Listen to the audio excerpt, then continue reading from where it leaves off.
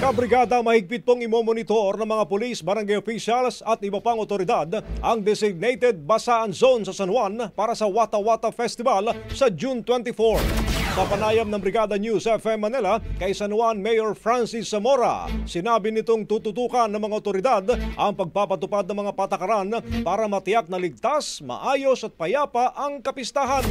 Kung maalala, nagtalaga ng isang designated basaan zone ang San Juan LGU. Kung sakali man na may lumubag at mambasa sa labas ng naturang area, pagmumultahin ito ng 5,000 piso at maaring makulong ng 10 araw.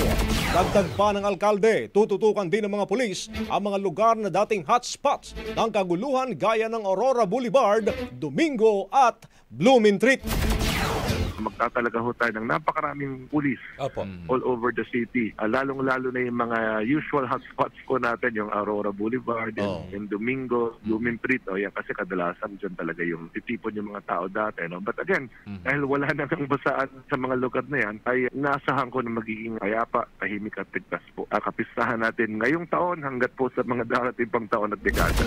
Ang tinigning sa inya San Juan City Mayor Francis Zamora. Brigada Balita Nationwide. Ang bahaging ito ay hatid sa atin ng DriveMax Herbal Capsule. Lalaking angat, tumatagal.